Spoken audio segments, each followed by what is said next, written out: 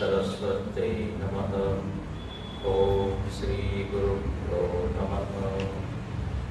सदाशिवसमारम्भां शङ्कराचार्यमध्यमाम् अस्मदाचार्यपर्यन्तां वन्दे गुरुपरम्पराम्। श्रुतिस्मृतिपुराणानाम् आलयं करुणालयं नमामि भगवत्पादं शङ्करं लोकशङ्करं। शङ्करं शङ्कराचार्यं केशवं बादरायणं सूत्रभाष्यकृतं वन्दे भगवन्तं पुनः पुनः। समस्तजनकल्याणे निरतं करुणामयं नमामि चिन्मयं देवं सद्गुरुं ब्रह्मविद्वरम्।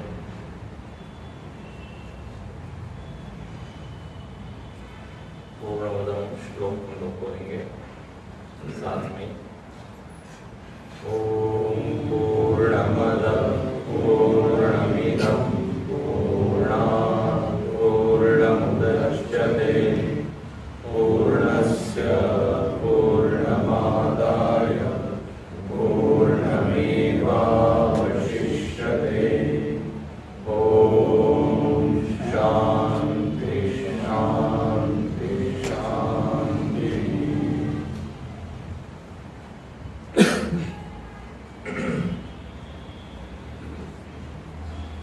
पूर्णमदं पूर्णमिदं, यह जो मंत्र है ईशावास्योपनिषद का शांति मंत्र है। उपनिषदों में ये परंपरा है कि ज्ञान देने के पूर्व गुरु और शिष्य दोनों मिलकर भगवान का स्मरण करते हैं। इसको मंगलाचरण कहते हैं। लाल कलम ने इसके ऊपर चिंतन किया। कोई भी कर्म जब हम प्रारंभ करते हैं, प्रायः अपना ध्यान अपनी योग्यता की ओर होता है या अपनी कमियों की ओर होता है, अपने धन की ओर होता है कि अब ये काम करने तो जा रहा हूं लेकिन इतना ही धन है, कम है ज्यादा है, इतनी ही शक्ति है, तो हमारा ध्यान अपनी ओर रहता है जब हम कुछ भी करने जाते हैं। लेकिन मंगलाचरण में क्या होता है, हम अपना ध्यान भगवान की ओर ले जाते हैं और ऐसे करने का एक प्रयोजन अपने में कर्ता भाव जितना कम होगा ना, उतना कर्म में सफलता अधिक होगी। तो भगवत स्मरण का प्रयोजन यही है कि कर्तृत्व जो है हमारा वो क्या हो गए, कम हो गए। गीता में भगवान ने बोला कि अहंकार विमूढ़ात्मा कर्ताहमिति मन्यते। जो अपने आप को बड़ा करने वाला मानता है, बोले वो विमूढ़ है, विशेष मूढ़, सामान्य मूढ़ ना। संकेत यहाँ पर यह है कि जो हम करने जा रहे हैं उसकी शक्ति हमको परमात्मा से मिलेगी। तो हम क्या क्रेडिट ले सकते हैं, हम क्या श्रेय ले सकते हैं? तो जिसने शक्ति दी है उसका स्मरण करके फिर करो तो शक्ति और बढ़ जाएगी। ये तो कोई नियम है। बड़े बड़े संतों ने इतने सारे भजन लिखे, इतने सारे ग्रंथ लिखे। आश्चर्य की बात है, वो किसी कॉलेज में गए नहीं, कोई साहित्य की पढ़ाई नहीं की, लेकिन उनमें ये सारा ज्ञान कैसे स्फुरित हो गया?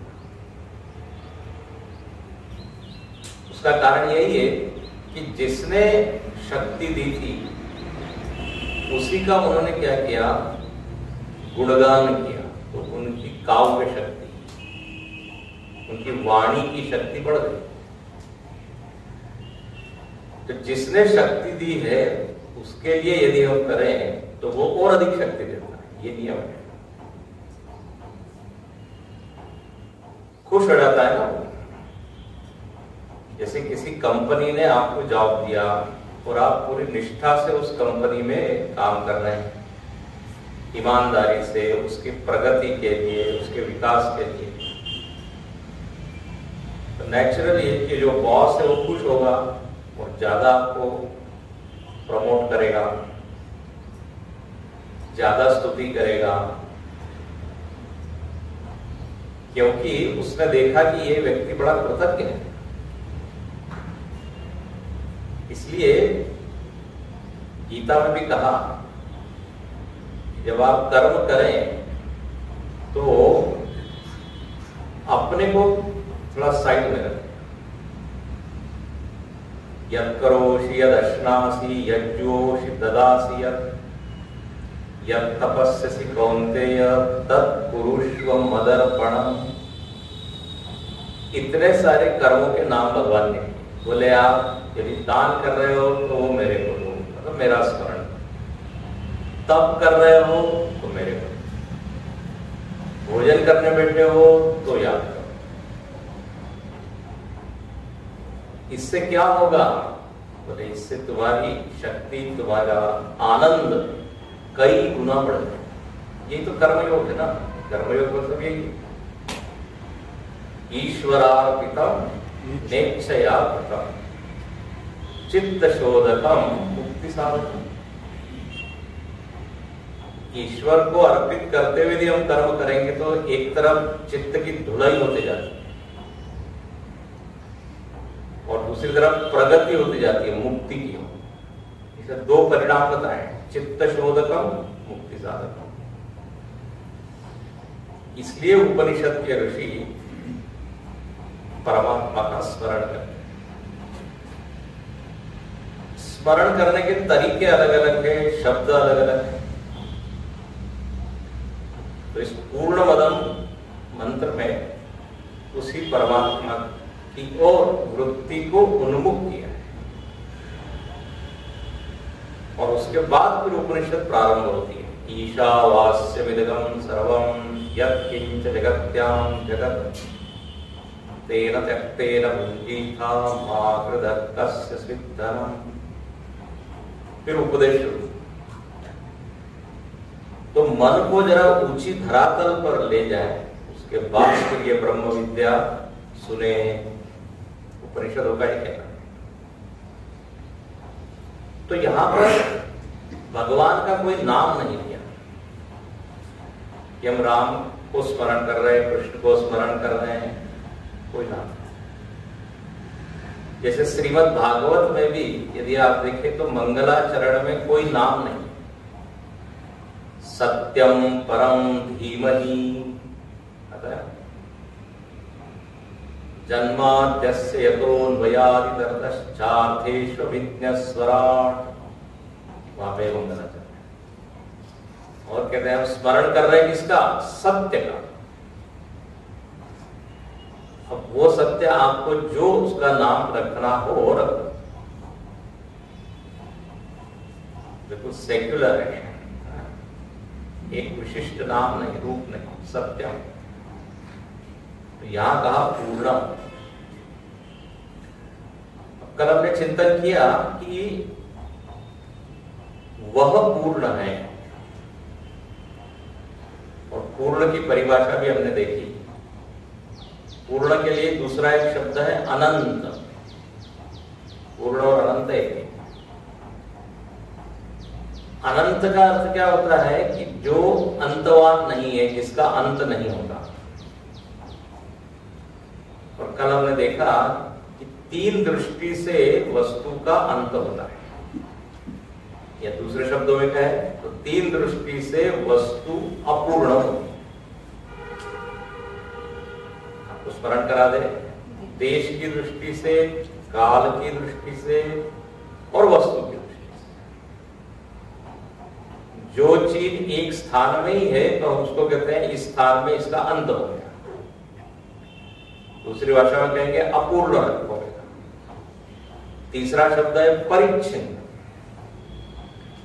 यह आश्रम देश परिच्छिन्न है, इतने बाय इतने गज में है। प्लॉट होता है तो स्थान परिच्छिन्न, देश परिच्छिन्न। वैसे ही काल परिच्छिन्न, कल हम इसके ऊपर सोच चुके हैं कि एक काल में है दूसरे काल में नहीं है, इतने समय तक है बस। तो बोलिए क्या हो गया? काल परिच्छिन्न। काल में अंत, काल में अपूर्ण। और ऐसे ही एक वस्तु में ही रहती है, दूसरी वस्तु में नहीं रहती। पुस्तक नाम की वस्तु का अंत कहां हुआ? बस इसी वस्तु। ये वस्तु इसमें नहीं है, ये इसमें नहीं है।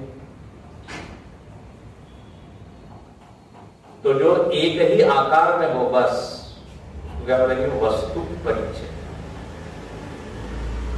तो ये तीन दृष्टि से हम अंत वाले हो गए, अपूर्ण हो गए। अब यदि आप किसी को पूर्ण कह रहे हो, ध्यान से सुनिए, तो उसमें ये शर्त लगानी पड़ेगी कि उसको हर देश में होना चाहिए, हर काल में होना चाहिए, हर वस्तु में होना चाहिए। तभी आप उस वस्तु को कह पाएंगे ये अनंत है या पूर्ण। और इसके लिए कल हमने तीन शब्द दिए थे। जो हर जगह है तो सर्वत्र है, हर काल में है तो सर्वदा है, और हर वस्तु में है तो सर्वगत है। अब ऐसी कोई वस्तु इस दुनिया में दिखती नहीं जिसमें ये तीनों शर्त लागू होती हो, तीनों कंडीशन फुलफिल होती। कोई वस्तु यहां है तो वहां नहीं, कोई आज है तो कल नहीं। हर चीज में हर वस्तु नहीं है। टेबल में कुर्सी नहीं, कुर्सी में टेबल नहीं। तो जगत की कोई भी चीज उठा लीजिए आप, धूल का कण उठा लीजिए या हिमालय उठा लीजिए, जल का बूंद उठा लीजिए या समुद्र उठा लीजिए, सब में क्या मिलेगा आपको? अपूर्ण। देश काल वस्तु परिच्छिन्न। तो बोले फिर ये पूर्ण, फिर तो मतलब कल्पना हो गई कि कोई ऐसी एक वस्तु हो। तो देखो इसके आगे बढ़ते हैं। ऋषियों ने एक बात देखी कि जो कारण होती है ना, वो कारण अधिक व्यापक होती है। कारण की जो भी वस्तु है जिसको आप कारण कह रहे हो, वो कारण अधिक स्थायी, अधिक व्यापक। तो जो सबका कारण होगा ना, वही पूर्ण हो सकता है। उदाहरण देते हैं, घट है और मिट्टी। अब मिट्टी क्या है? कारण है। ध्यान से सुनिए, इसमें हमको देखना है कि कौन पूर्ण है। यह आपेक्षिक है, अंतिम पूर्णता नहीं, लेकिन इन दोनों में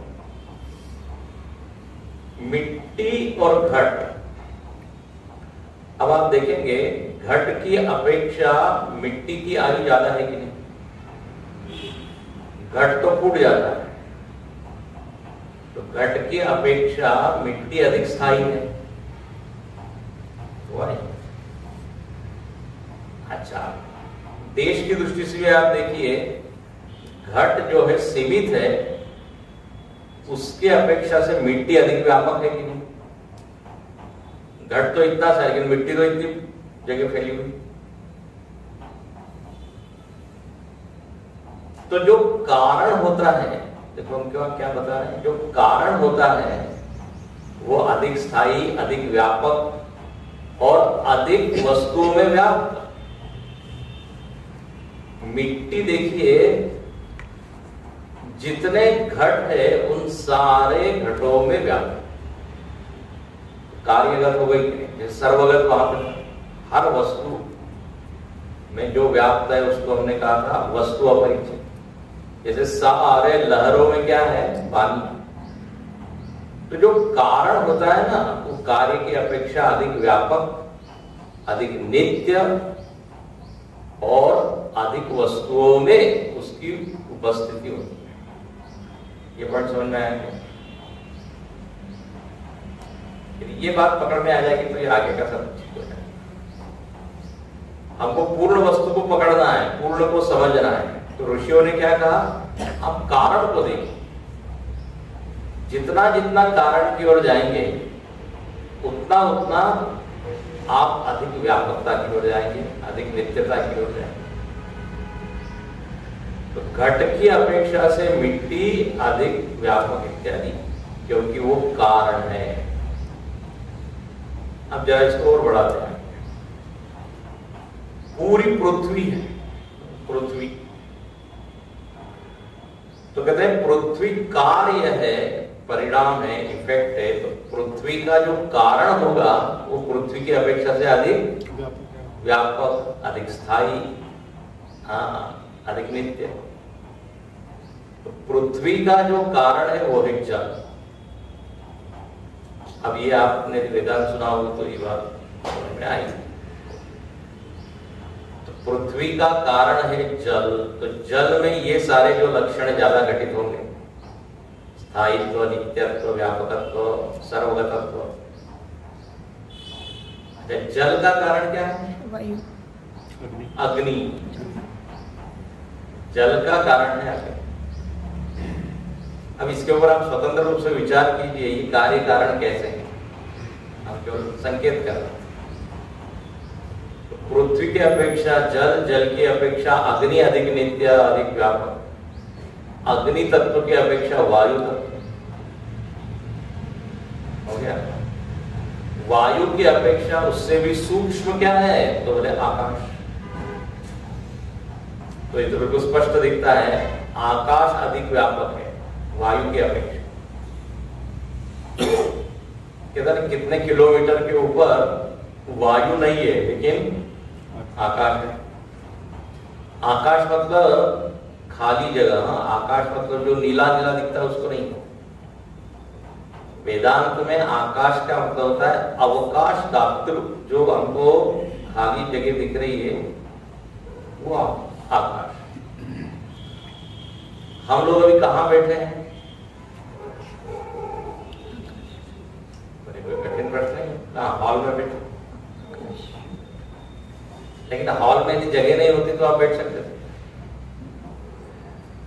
तो वास्तव में हम कहां बैठे हैं? खाली जगह में बैठे। अच्छा, ये हॉल कहां है? ये खाली जगह में। पृथ्वी कहां है? आकाश घूम रही है सारी। तो आकाश क्या करता है? हमको जगह देता है। इसलिए आकाश इतना सूक्ष्म है, इतना व्यापक है कि करोड़ों करोड़ ब्रह्मांड उसमें समाये हुए हैं, घूम रहे हैं। तो अधिक व्यापक, अधिक नित्य। इसलिए कुछ दार्शनिक लोगों ने तो बोल दिया कि प्रलय काल में आकाश रहता है, आकाश को नित्य मानते हैं, नैयायिक। तो इन पांचों तत्वों में आप देखें तो अंत में हम कहां पहुंचते हैं? आकाश। तो आकाश को अधिक पूर्ण, अधिक नित्य इत्यादि होना चाहिए। लेकिन ऋषि लोग यही नहीं रुकते। आकाश का कारण क्या है? मैं सीधे आपको बताता हूं, ज्यादा क्रम नहीं। तैत्तरीय उपनिषद में कहा तस्माद् वा एतस्माद् आत्मना आकाश संभूतः। बोले चैतन्य से, परम ब्रह्म परमात्मा से ये आकाश निकला। जब सृष्टि बताई जाती है ना तो क्रम से बताया जाता, आकाश आया, फिर वायु। और आपको बताया ये बहुत बड़ी खोज है कि आकाश भी पैदा हुआ। किसी वैज्ञानिक ने आज तक आकाश की पैदाइश नहीं बताई। आकाश में जो चीजें हैं उनका कारण हम बताते रहते हैं, but space is also created बहुत जबरदस्त थी। अब आप कल्पना कीजिए कि एक समय ऐसा था जब एक खाली आकाश, जो खाली जगह नहीं थी, वो भी जन्म हुआ उसका। कल्पना कीजिए क्या क्या होगा। और आपको पता है हम लोग रोज आकाश को उत्पन्न करते हैं और अपने में विलीन भी करते हैं। कहां पे? नींद में। हाँ, थोड़ी अनुभव कीजिए। आप जब नींद में होते हो तो आपको आकाश की अनुभूति होती है कि हम कहां सो रहे हैं? ध्यान से सुनिए। आकाश बिल्कुल ऐसे, चलो नींद को छोड़िए। स्वप्न में हम आकाश बनाते हैं कि नहीं? फिर आकाश में सब नदी, पेड़, पौधे, फिर उसमें देहरादून भी हम बनाते हैं, फिर अपना घर भी बनाते हैं। तो ये सब पांचों के पांचों तत्व अपने में से निकलते हैं स्वप्न में, और फिर अपने में विलीन हो जाते हैं। तो स्वप्न के उदाहरण से हम विश्वास कर सकते हैं कि एक तत्व होगा, उससे ये पांचों क्या निकले। और वह तत्व जो है पंच महाभूतों से अतीत है, मतलब उसमें आकाश, वायु, अग्नि, जल, पृथ्वी नहीं है, उससे वो मुक्त है। बहुत सूक्ष्म सारी बातें हैं, जितनी समझ में आ जाए। इसलिए जो परब्रह्म परमात्मा है वह पंचभूतात्मक नहीं है, पंचभूतों का कारण है, लेकिन वो भूतमय नहीं, केवल चिन्मय है, चेतन है। तो कार्य कारण का जब चिंतन होता है तो मालूम पड़ता है कि जो कारण तत्व होगा वो पूर्ण होगा।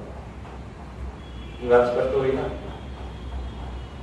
क्योंकि हमने बताया जितना इतना कारण की ओर बढ़ते जाओगे ये सारे लक्षण घटते जाएंगे। पेड़ की अपेक्षा पृथ्वी अधिक व्यापक है कि नहीं, अधिक स्थायी है कि नहीं? पेड़ तो मर जाता है, पृथ्वी नहीं मरती। तो जो कारण होगा वो अधिक व्यापक, स्थायी इत्यादि। तो जो सबका कारण उसको आप बोलेंगे पूर्ण या अनंत, और उसको उपनिषद ने नाम दिया ब्रह्म। इसलिए तैत्तरीय उपनिषद में वाक्य आता है सत्यम ज्ञानम अनंतम ब्रह्म। हो गया। तो अब ये कारण है और यही पूर्ण हो सकता है। लेकिन श्रुति ने क्या कहा? पूर्णम इदम। ये जो इदम है, इदम में कल आपको हमने 33 तत्व गिनाए थे। इदम मतलब ये जगत। जगत की व्याख्या क्या है? जगत किसको कहते हैं? तो बोले गच्छति इति जगत, जो सतत बदल रहा है वो जगत। तो ये लक्षण आप घटाइए, जो बदलने वाला है वो जगत है। तो इसमें सब आ जाएगा, पृथ्वी, आकाश, वायु, अग्नि, जल, शरीर, मन, बुद्धि, इंद्रिया, सब बदल रही है। बुद्धि बदल रही है कि नहीं? हाँ हाँ बोले बदल रही है। कल अच्छी चल रही थी, आज नहीं चल रही। तो बोलते हैं कभी बंद है, कभी तेजस्वी। बुद्धि में मन भी बदल रहा है। अंग्रेजी में तो बोलते ही है I have change my mind, सब बोलते हैं। तो सामने वाले ने पूछा तो अच्छे से काम कर रहा है? आपने बदल दिया उसको, जैसे टायर बदलते। हर क्षण मन बदलता। ऐसी कौन सी चीज है जो बदलने वाली नहीं? तो बोले इदम जगत, जो कार्य जिसको आप बोल रहे हो उस पूर्ण से निकला होगा, वो सब के सब इदम है। इसलिए कहते हैं पूर्णा पूर्णमुदच्यते। ये जो कारण पूर्ण है, जो अभी हमने बताया, उसमें से ये जो जगत निकला है पूर्णा पूर्णमुदच्यते। तो अदर से जो इदम निकला वो भी कैसा है? बोले पूर्ण है। अब यही तो दिक्कत है, वह पूर्ण है, क्लियर है, लेकिन उससे जो निकलने वाला ये भी पूर्ण कैसे होगा? तब तो 2 पूर्ण हो जाएंगे। पूर्णा पूर्ण उदच्यते जो कहा, तो ये तो पकड़ में नहीं आ रहा है। कारण से जब कार्य ये बना है, दोनों को पूर्ण कह रहे हैं, कारण भी पूर्ण, कार्य भी पूर्ण है ना। इनमें कारण कार्य संबंध हुआ ना जगत में और इस पूर्ण तत्व में। तो बोले तेरे इसको उदाहरण देते हैं। अब वेदांतों में क्या है, 2-4 उदाहरण ही है। इसलिए बहुत दिन से कोई सुन रहा था ये वेदांत, बोले वेदांत तो हमको समझ में आ गया। घट मिट्टी, सुवर्ण आभूषण, रज्जु सर्प, हाँ लहर और क्या समुद्र, ये 3-4 उदाहरण यदि आपने समझ लिए तो वेदांत। तो अब उदाहरण सोने का लेते, सुवर्ण। तो एक सुनार के पास गए तो उसके पास इतना सोना था, तो आप क्या बोलेंगे, स्वर्ण मदह, सोने का गोला। सोने का गोला देखना कठिन है, दिखना कल्पना ही कर सकते हैं, कल्पना में तो अच्छा कर सकते हैं। तो सोने का एक गोला है, गोल्ड। अब वो सुवर्णकार ने क्या किया, स्वर्णकार ने उससे आभूषण बनाए।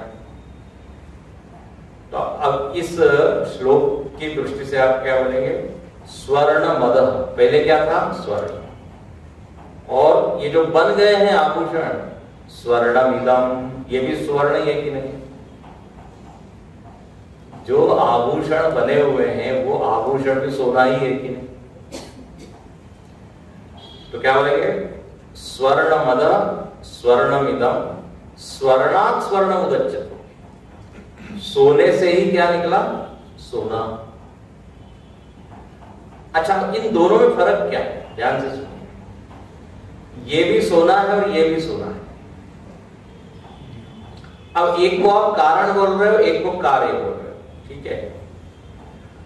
और एक बड़ा फर्क ये हुआ कि सुवर्ण एक है और आभूषण अनेक है। चूड़ी है, नेकलेस है, अंगूठी है, जितने आभूषण आप हैं। तो पहले एक था, अब क्या हो गया, अनेक। ये कारण और कार्य में फर्क। लेकिन सबसे महत्वपूर्ण बात यह है कि जितना सोना था उतना ही आभूषण है कि नहीं, उतना ही वजन। स्वर्णकार ईमानदारी देखो, ये शर्त भी डाली, तो जितना वो सोने का बोला था उसका वजन और सारे आभूषणों का वजन सेम हुआ। तो ये भी स्वर्ण है, ये भी स्वर्ण है, स्वर्ण से स्वर्ण ही निकला। अब उसमें और चिंतन, जब उस कारण से कार्य निकला, सोने से आभूषण निकले, तो जरा बताइए इस सोने में कुछ परिवर्तन हुआ क्या? उसका स्वभाव में तो कोई परिवर्तन हुआ नहीं। जितना सोना पहले था उतना ही सोना वैसा के वैसा ही है, कोई परिवर्तन नहीं।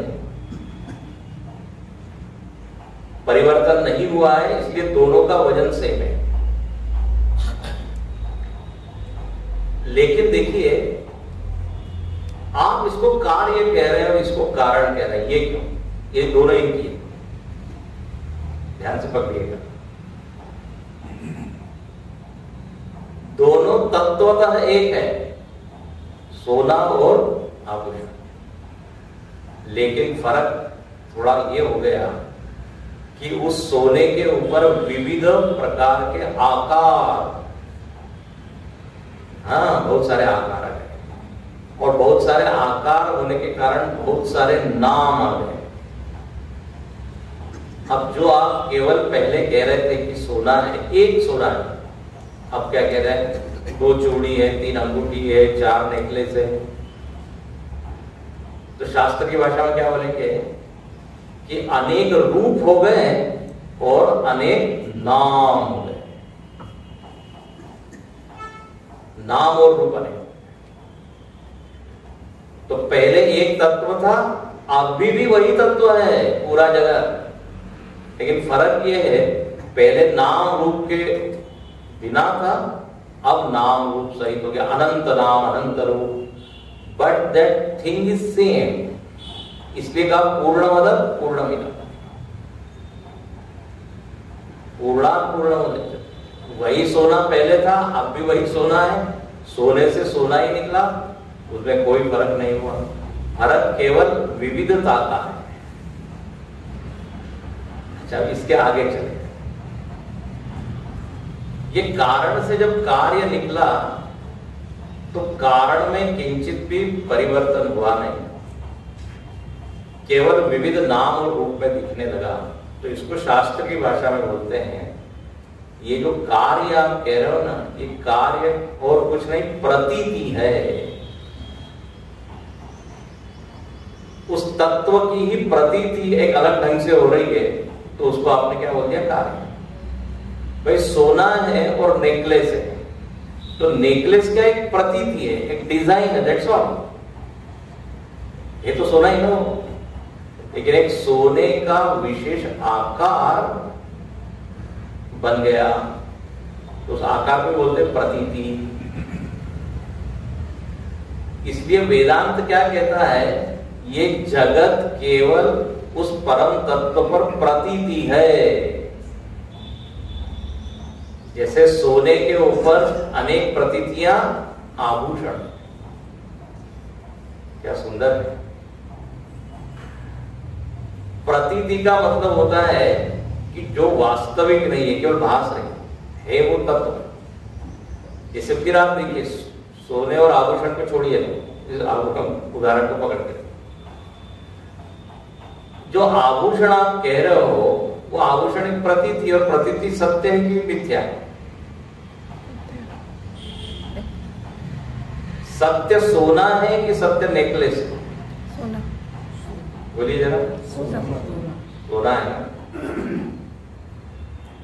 एक ने कहा कि हमको नेकलेस दे दीजिए आप, तो उस व्यक्ति ने कहा ठीक है, मैं सोना निकाल लेता हूं, नेकलेस तुम रख लो। नेकलेस में से यदि सोना निकाल लिया जाए तो चेन रहेगी। तो जिसको आप चेन कह रहे हो वास्तव में एक आकार का नाम है, क्योंकि झूठा है। स्वर्णकार के मन में आया ऐसा दूसरा बनाना है, उसको गला देगा। जब सोने को हम गलाते हैं तो बताइए, सोना गलता है या वो प्रतीति गलती? प्रतीति गलती। मजेदार है बड़ा। तो ये जगत में जो दिख भी रहा है, ये सब ऊपर ऊपर से विविध आकार और नाम है। वास्तव में उसकी गहराई में देखो तो वही तत्व विविध रूप। इसलिए उपनिषद ने क्या कहा, वाचारंभणम विकारो नामधेयम मृत्तिका इत्येव सत्यम। सारे घट पड़े हुए हैं, कोई बड़ा घट है, कोई छोटा घट है, कोई सुराही है, कुछ अलग अलग आकार है, अलग अलग नाम है। लेकिन यदि आप गहराई से देखोगे क्या दिखाई देगा, मिट्टी एवं मृत्तिका इत्येव सत्यम है कि नहीं? तो मृत्तिका की जगह इस पूर्ण को रख दीजिए और घट की जगह पूरे जगत को रख दीजिए, हो गया? हम सब लोग अलग अलग घट है, छोटे बड़े, इसलिए कहते हैं घट घट में पंछी बोलता, घट घट मेरा साइया सूनी से जन को, बलिहारी ता घट की जा घट परघट हो। सब घट घट। व्यक्ति का मरण होता है तो घट को क्यों लिया जाता है और फोड़ा जाता है? तो प्रतीक है। तो हम सब जो है प्रतीतियां हैं, आकार है। उस चैतन्य अपने ही अंतरंग में भी हम जाएं शरीर है, शरीर के अंतरंग सूक्ष्म शरीर है, मन है, बुद्धि है, संस्कार है, त्रिगुण है, अंत में कहां पहुंचेंगे? उस चैतन्य। तो चैतन्य ही था, अब इसको कैसे बोलेंगे? पूर्ण ही था, पूर्ण ही है। पूर्ण से पूर्ण जो निकला हुआ दिख रहा है वो केवल एक आभास है, प्रतीक। वास्तव में कोई निकला नहीं। इसे सोने से आभूषण निकला है तो क्या वास्तव में सोने में कुछ परिवर्तन होकर निकला है क्या? नो, सोना ही अलग ढंग से दिखने लगा बस। इसलिए इदम को पूर्ण कहा। इदम नथिंग बट पूर्ण तत्व के ऊपर ही भासमान जगत। चतुश्लोकी भागवत में बिल्कुल यही बात भगवान नारायण ने ब्रह्मा जी से कही। वहां पूर्ण के जगह शब्द है अहम। अहमेवासमेवाग्रे नान्यत्यत् सत्परम् पश्चात् अहम यदेतच्च यो वशिष्येत सोऽस्म्यहम्। भगवान में क्या कहते हैं? जब सृष्टि नहीं थी तो मैं था, अहमेवासम अग्रे। जब सृष्टि है तब भी मैं ही हूं। ऐसा मत समझना कि मैंने सृष्टि बनाई तो अब मैं गायब हो गया, कारण पूरी तरह बदल के कार्य बन गया। नो, पहले भी मैं ही था, आज भी मैं ही, और जब ये सृष्टि लीन होगी तब भी मैं ही बचूंगा। ऐसे सुवर्ण ही था, सुवर्ण से आभूषण बने, सुवर्ण ला दिया, सोना ही रहा।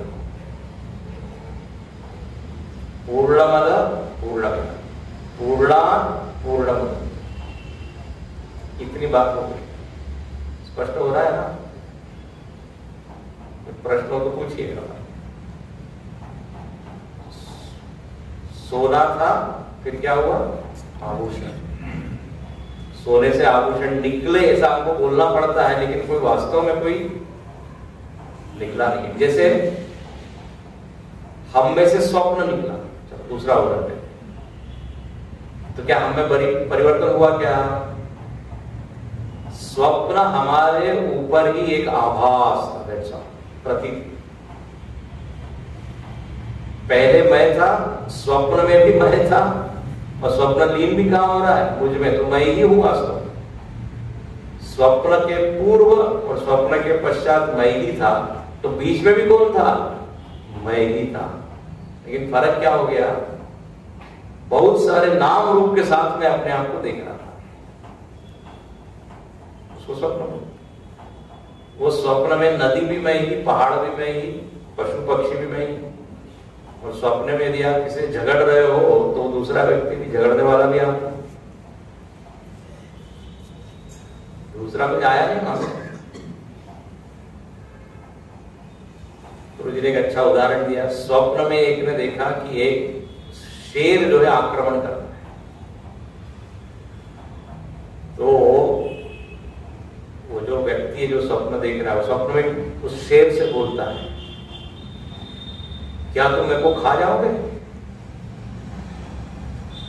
तो शेर बोलता है, अब ये तुम डिसाइड करो, क्योंकि सपना तुम्हारा,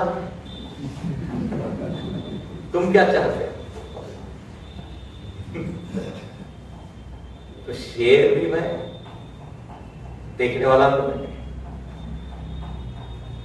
अच्छा, लेकिन जब हम सपने में रहते हैं तो ज्ञान नहीं होता। सपने से उठने के बाद मालूम होता है कि जो भी कुछ था वो सब मेरा ही एक भ्रम था।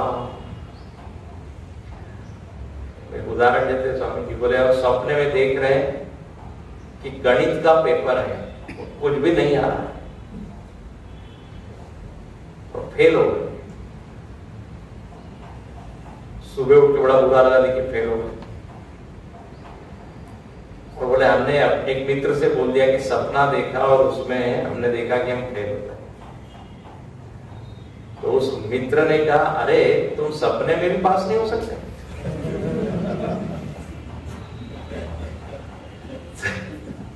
पेपर सेट करने वाले तुम, पेपर चेक करने वाले तुम, वहां पे जो भी शिक्षक है, जो आप ही आप। लेकिन जब तक स्वप्न में ये मालूम नहीं होता। ऐसे ही कहते हैं जब तक हम अज्ञान निद्रा में सोए हैं एक ही सब में व्याप्त है ये मालूम नहीं होता। अब लो न सानी अब न नसई हो राम कृपा भवन निशा सिरानी जागे फिर न नसे। तुलसीदास जी कहते हैं अब तक तो मैं सोया रहा तो मुझको ख्याल ही नहीं था, सबको भिन्न भिन्न देख रहा था, राग द्वेष मित्र शत्रु, लेकिन अब मैं जाग गया हूं तो अब सी राम मैं सब जग जान। अब लो नसा मोह निशा सब सोव निहारा देख सपन अनेक प्रकार। मोह की निद्रा जब तक है तब तक ये ज्ञान नहीं होता कि वही पूर्ण परमात्मा इस जगत के रूप में भास रहा है। परमात्मा को हम कहीं बिठा के रखते हैं, बोले वो कहीं ये तो जगत।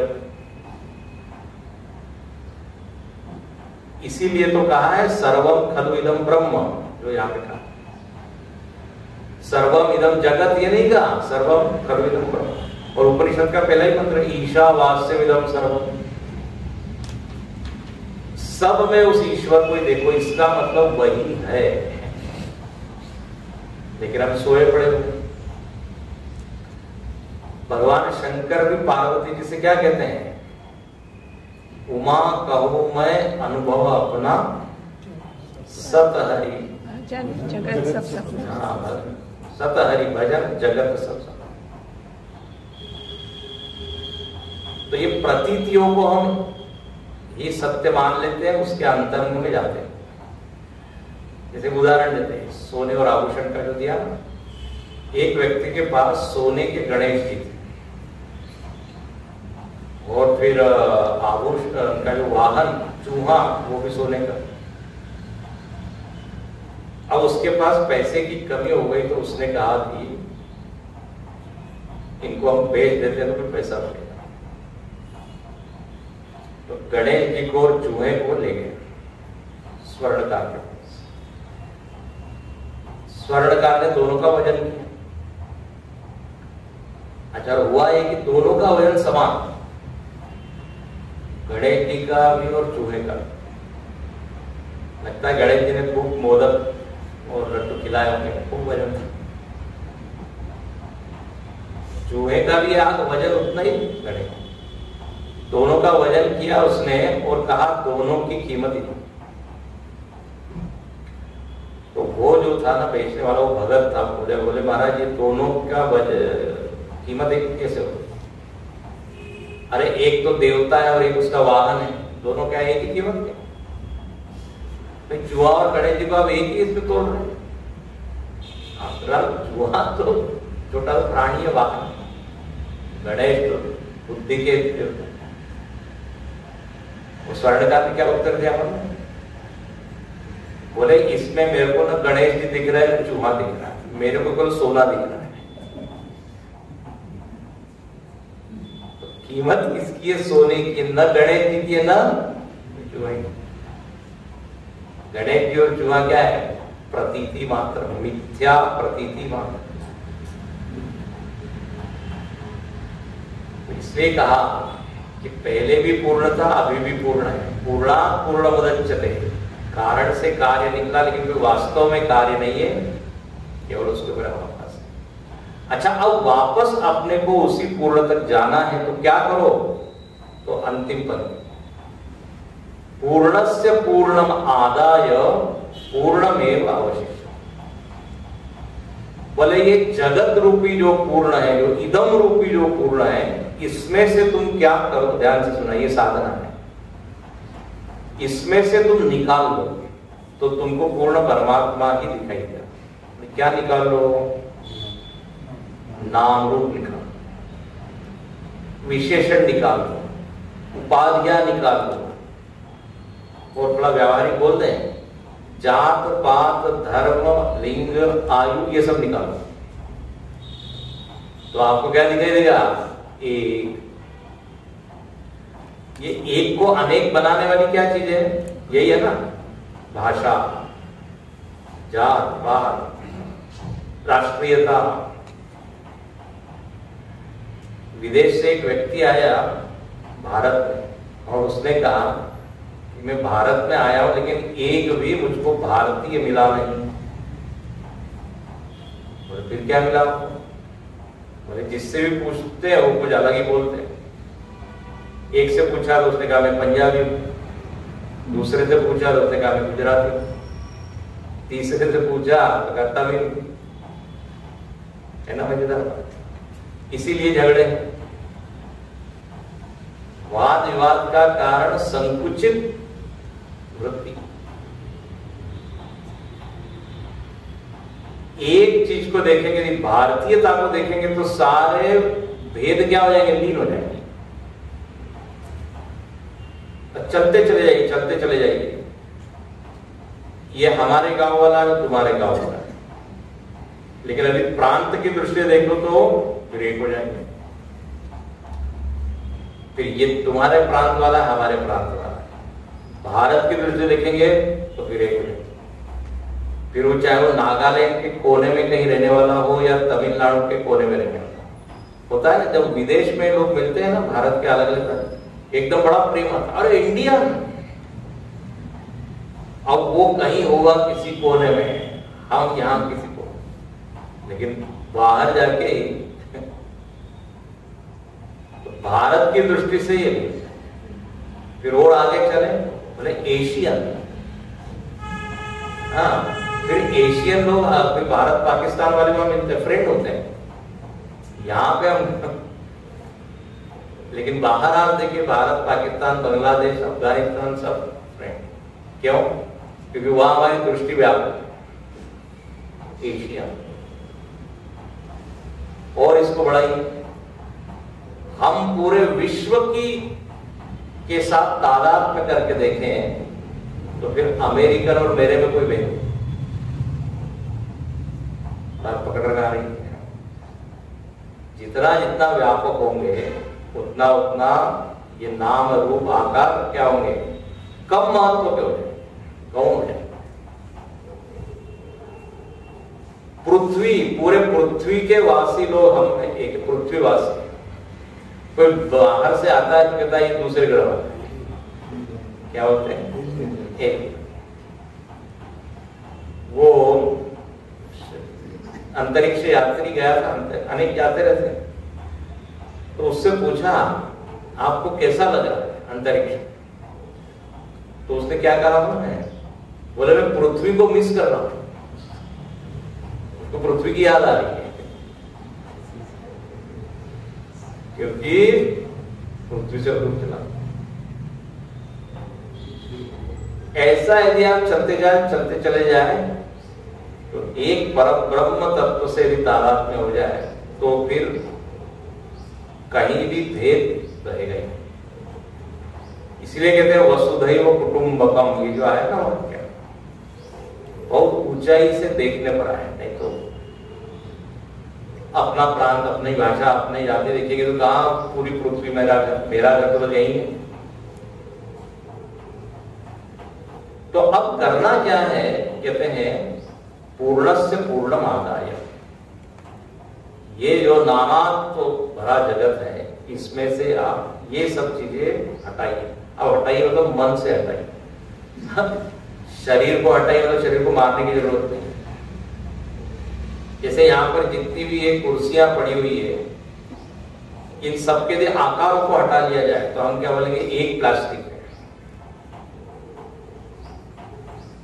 तो ऐसे ही ये साधना होता है कि जगत में से नानात्व को हटाई तो एक होता। गड़बड़ यहाँ पे ये है कि हम लोगों की व्यवहार में और आकार में इतनी आसक्ति होती है कि उसको हम हटा नहीं पाते, वही जाके अटक जाते। व्यवहार आसक्ति और आकार आसक्ति, दो चीज के कारण उस एक पूर्ण को नहीं देते। देखो जैसे उदाहरण देखिए, मैं पूर्ण करता हूं। घट है और मिट्टी है, ठीक है। अब हमारा ध्यान उस घट के आकार के ऊपर ही ज्यादा है, उसकी कीमत कितनी है, उसका साइज कितना है। यदि हमको उसमें अनाज भरना है, पानी भरना है, और आपके पास कुछ ज्यादा धन वन इत्यादि हो तो वो भी भरना है। पहले के जमाने में लोग गाड़ देते।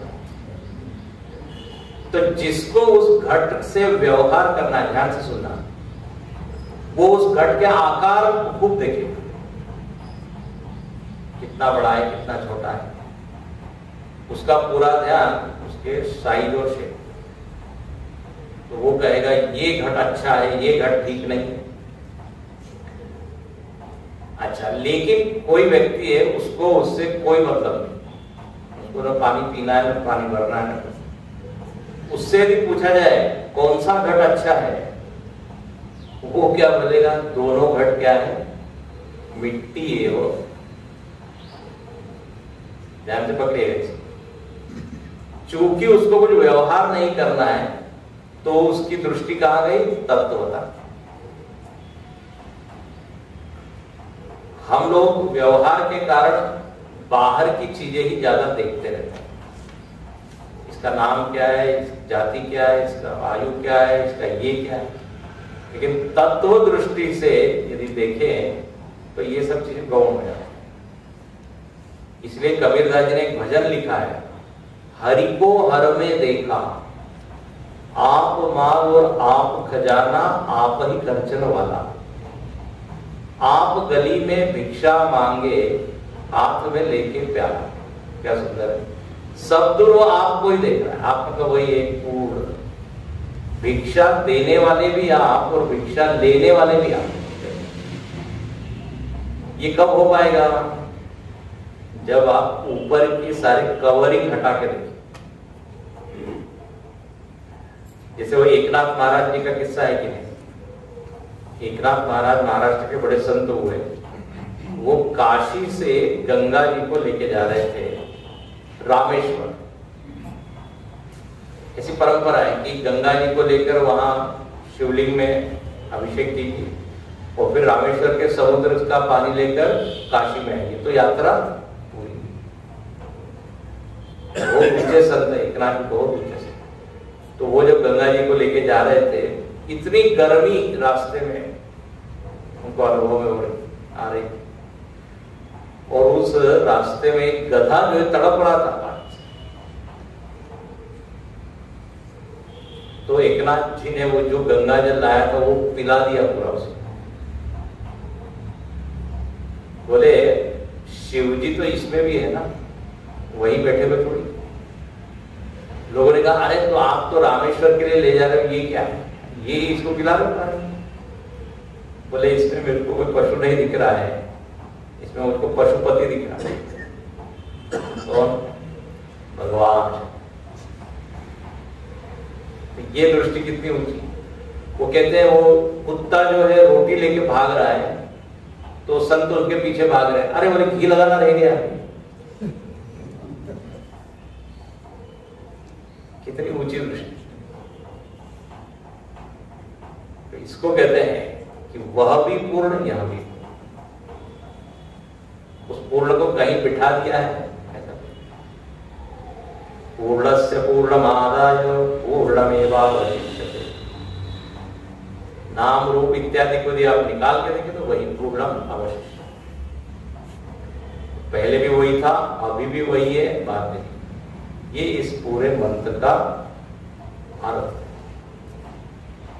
है ना। मजा आया कि नहीं? तो जब हम ये मंत्र बोले तो उस एक परमात्मा का जो जिसमें आपकी रुचि उसका ध्यान करें। अब ऐसा है कि हमको एकदम से तो सब में दिखता नहीं, तो कहते हैं आप मूर्ति से प्रारंभ, मूर्ति में उस पूर्ण को देखें। कम से कम उस मूर्ति के सामने खड़े हो तो उसकी याद। इसलिए मंदिर बनाए हुए, इसलिए आश्रम है, इसलिए मठ। गुरुदेव से किसी ने कहा भगवान यदि सब दूर है तो मंदिरों की क्या जरूरत, मूर्ति की क्या जरूरत। गुरुदेव तो ऐसी मजाक से उधर बोले गाय के पूरे शरीर में दूध व्याप्त है, तो क्यों तुम केवल थन से ही दूध निकालो? पूछ खींचो, पूछ खींचो दूध तो नहीं, कुछ ना कुछ तो निकलेगा। तो भले ही पूरे शरीर में व्याप्त है, बट उसका उपलब्धि स्थान है। ऐसे उदाहरण जैसे भारतीय सरकार पूरे भारत में व्याप्त है, लेकिन आपको यदि कुछ काम करवाना है तो कहाँ जाना पड़ेगा? ऑफिस में जाना पड़ेगा। और यदि आपका भाग्य अच्छा हो तो कुर्सी पे कोई मिल जाएगा। तो उपलब्धि स्थान क्या है? यदि परमात्मा सब दूर दिख रहा है तो उसको मंदिर जाने की कोई जरूरत नहीं।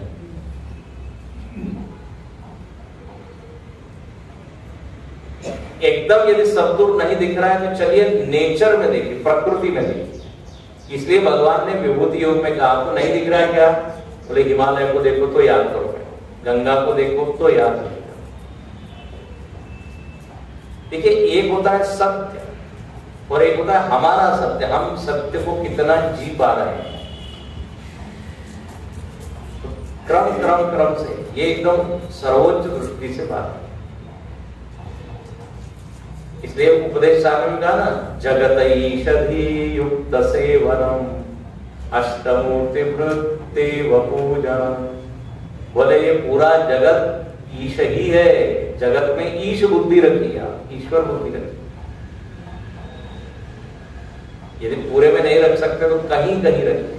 पंच महाभूतों को आप भगवान मानिए। इसलिए वायु देव, सूर्य देव अपने यहाँ एक अपने इसलिए परंपरा है कि आप नदी को देखे तो प्रणाम कीजिए, देवी है कि नहीं?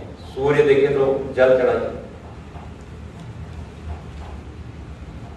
तो इस तरह व्यापक दृष्टिकोण को अपनाना है। संकुचित दृष्टि से व्यापकता की हो जाना, इसलिए ये मंत्र है। ठीक है, भगवान की कृपा से 2 दिन का सत्संग हमारा सुबह का तो पूर्ण हुआ, शाम को बहुत अच्छा चल रहा है। सर्वधर्मान परित्यज्य।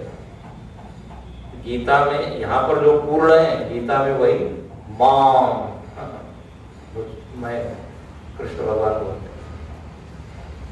हैं। एक बार बोल के पूर्ण करें।